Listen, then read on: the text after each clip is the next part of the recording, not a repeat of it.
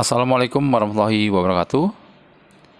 Pada kali ini saya akan mencoba membahas koneksi antar materi modul 2.1 mengenai pembelajaran berdiferensiasi yang akan dikaitkan dengan modul 1.1 Filosofi Ki Hajar Dewantara, modul 1.2 Nilai dan Peran Guru Penggerak, modul 1.3 Visi Guru Penggerak, dan modul 1.4 mengenai budaya positif. Oke, baik, saya akan mulai dengan pendahuluan. Pendidikan adalah menuntun segala kekuatan kodrat yang ada pada anak, agar mereka sebagai manusia maupun anggota masyarakat dapat mencapai keselamatan dan kebahagiaan yang setinggi-tingginya. Tugas kita sebagai guru adalah menyediakan lingkungan belajar yang memungkinkan setiap anak untuk dapat tumbuh dan berkembang secara maksimal sesuai dengan kodratnya masing-masing. Setiap murid yang kita ajarkan adalah individu yang unik dan beragam. Keberagaman murid mungkin dapat berupa murid yang berasal dari keluarga kurang mampu, murid yang memiliki kesulitan memahami bahasa, murid yang bosan tetapi menguasai keterampilan, murid yang mencoba memahami apa yang diajarkan, murid kita yang tidak terlihat baik-baik saja padahal memiliki masalah sosial emosional, murid kita yang memiliki minat yang besar terhadap bidang tertentu, atau murid-murid kita yang memiliki kesulitan dalam belajar. Melihat banyaknya keberagaman, maka sebagai guru kita perlu berpikir bagaimana caranya dapat menyediakan layanan pendidikan yang dapat diakses oleh semua murid secara efektif. Berdasarkan fakta yang ada, tiap manusia memiliki karakteristik yang beragam. Tentunya kita sebagai guru perlu merespon dengan tepat.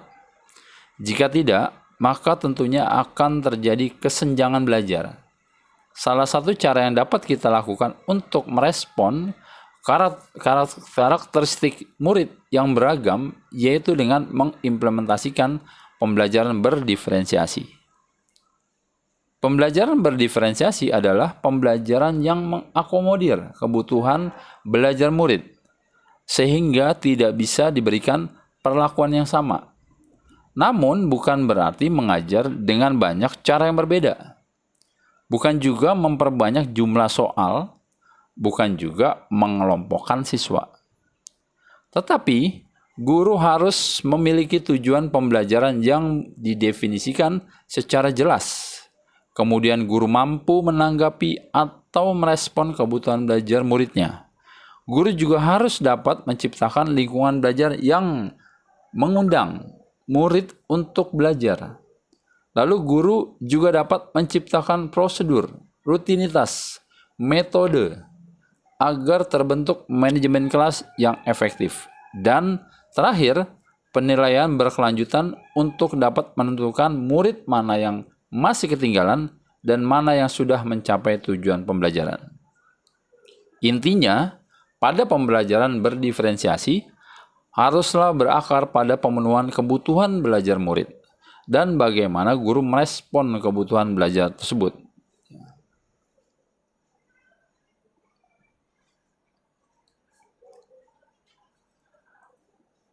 Pembelajaran berdiferensiasi dapat dilakukan di kelas dengan beberapa cara.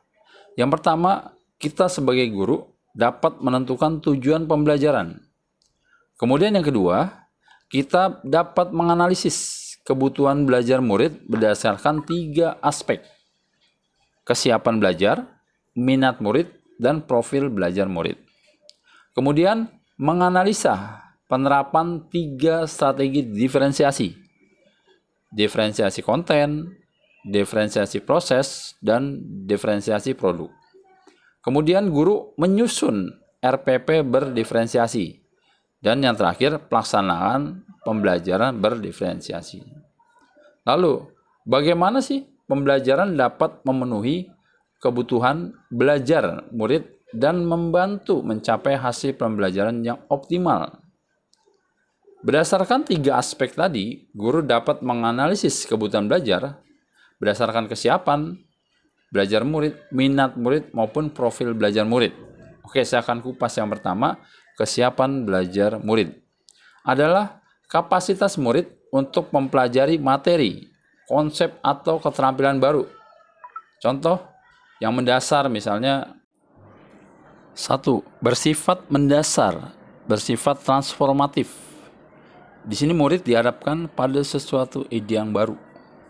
Mereka membutuhkan informasi pendukung yang jelas, sederhana, dan tidak bertele-tele untuk memahami ide tersebut.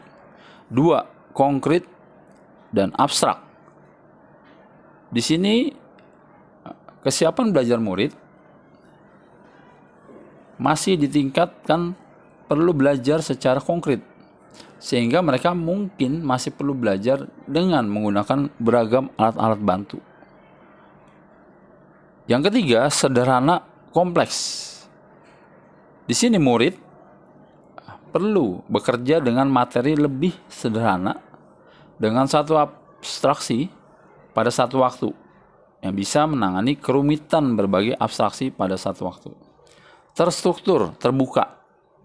Saat menyelesaikan tugas, murid masih memerlukan struktur yang jelas, sehingga tugas untuk mereka perlu ditata dengan tahapan yang jelas dan cukup rinci. 5. Tergantung mandiri. Di sini semua murid dapat belajar berpikir, menghasilkan pekerjaan secara mandiri. Dengan kata lain, murid mungkin akan siap untuk kemandiriannya lebih awal daripada yang lain. 6. Lambat cepat. Beberapa murid dengan kemampuan yang baik dalam suatu mata pelajaran mungkin perlu bergerak cepat melalui materi yang telah ia kuasai. Tetapi beberapa murid yang lain membutuhkan lebih banyak waktu daripada yang lain untuk mempelajari topik yang lain. Itu mengenai kesiapan belajar. Yang kedua tadi, minat belajar.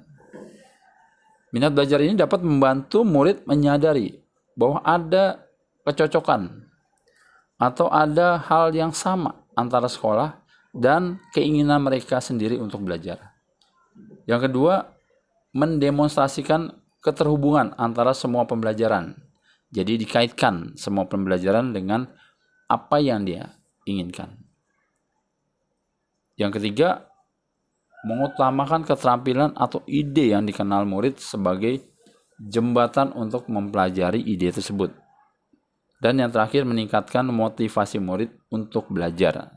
Jadi berdasarkan minat ini diharapkan siswa motivasi belajarnya juga lebih baik karena mereka mempelajari ini sesuai dengan minat mereka masing-masing.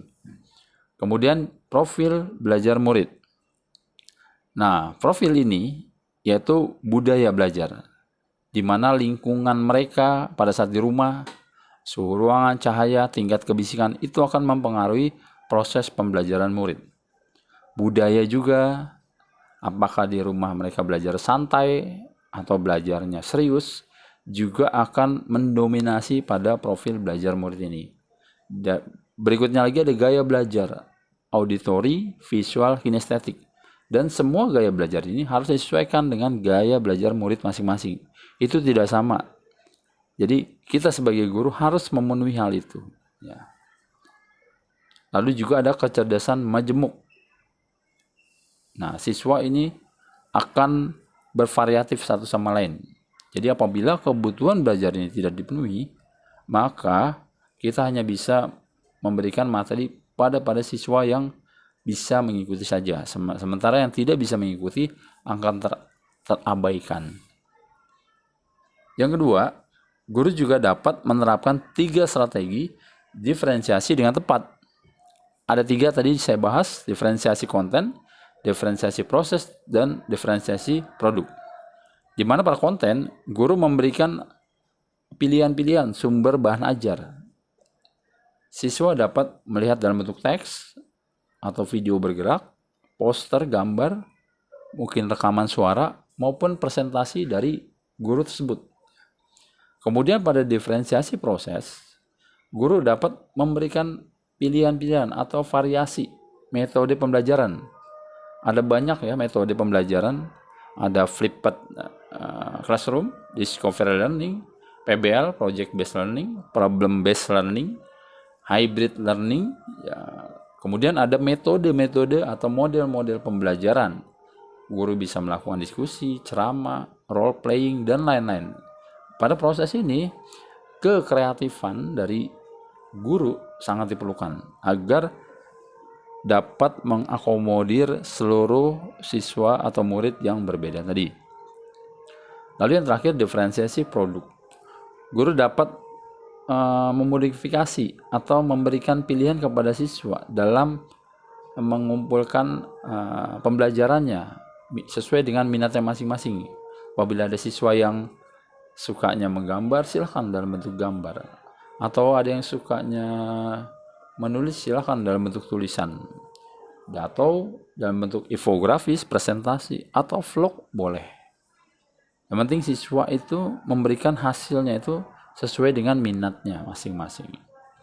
Lalu bagaimana kaitan antara materi ini, pembelajaran berdiferensiasi dengan modul sebelumnya, di mana ada di modul 1, 1.2, 1.3 budaya positif, di mana keterkaitannya. Ya. Jadi kalau bicara mengenai pembelajaran berdiferensiasi, di mana Ki Hajar Dewantara juga sudah menyampaikan bahwa pendidikan adalah menuntun segala kekuatan kodrat yang ada pada anak, agar mereka sebagai manusia maupun anggota masyarakat yang dapat mencapai keselamatan dan kebahagiaan yang setinggi-tingginya. Jadi, kita yakini bahwa setiap anak adalah unik. Maka sebagai pendidik, tugas kita adalah melayani murid dengan segala keberagaman tersebut, serta menyediakan lingkungan dan pengalaman belajar terbaik bagi mereka. Salah satunya adalah di modul ini, yaitu pembelajaran berdiferensiasi. Kemudian kaitannya dengan nilai guru penggerak, ya sesuai dengan nilai-nilai yang sudah kita pelajari, di mana guru penggerak harus berpihak pada murid, mandiri, reflektif, kolaboratif, dan inovatif.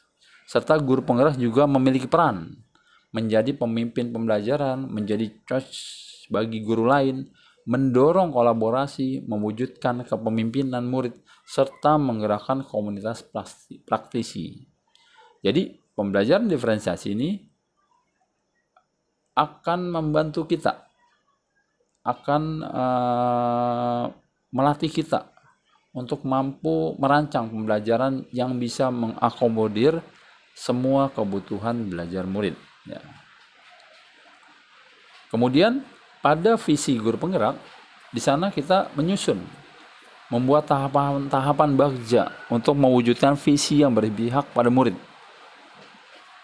Dan pastinya agar pembelajaran berpihak pada murid itu dapat mampu menjawab kebutuhan yang berbeda-beda pada murid, yaitu pembelajaran berdiferensiasi.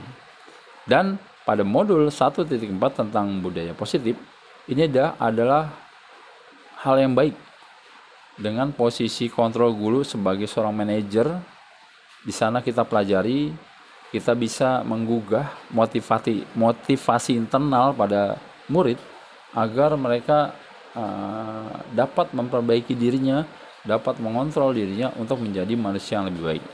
Nah, jadi suasana juga di sekolah dan kelas akan membantu murid untuk merasa dihargai dan memiliki keterkaitan antara dirinya dengan murid dan teman-temannya di kelas, sehingga murid merasa dirinya menjadi bagian dari sekolah dan kelasnya. Nah, berikut adalah penjelasan saya mengenai koneksi antar materi pada pembelajaran berdiferensiasi yang berkaitan dengan modul sebelumnya. Modul 1.1 filosofi KHD, modul 1.2 nilai dan peran guru penggerak, modul 1.3 visi guru penggerak, kemudian budaya positif, modul 1.4. Nah, semuanya itu bertujuan adalah untuk pembentukan karakter profil pelajar Pancasila. Terima kasih untuk koneksi antar materi ini. Semoga apa yang saya sampaikan dapat memberikan inspirasi kepada seluruh guru agar bisa memahami kondisi anak sesuai dengan kebutuhannya. Assalamualaikum warahmatullahi wabarakatuh.